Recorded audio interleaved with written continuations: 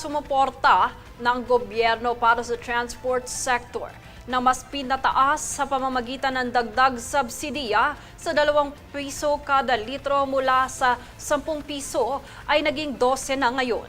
Ito ay ayon sa gobyerno ay makakatulong para magbigay ng ginhawa sa mga tsuper. Ayon pa kay Yusek Claire Castro, kasama rin sa tinugunan ng pamahalaan ay mga dagdag na lugar kung saan madadagdagan ang mga gasoline station na maaring magbigay ng fuel subsidy. Ito ay matapos sabihin ng grupong Manibela na marami ang hindi nakakakuha ng diskwento dahil kulang ang mga gasolinahan na nagbibigay nito.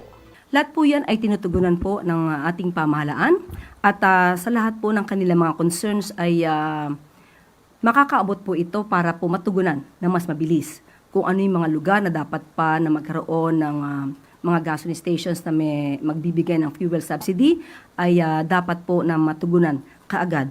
At sa ganito po na 2 piso ang increase from 10 pesos to 12 pesos, ito po ay makakapagbigay na rin po ng ginhawa sa ating mga kababayan sa transport sector dahil itinaas nga natin sa 12 pesos kada litro.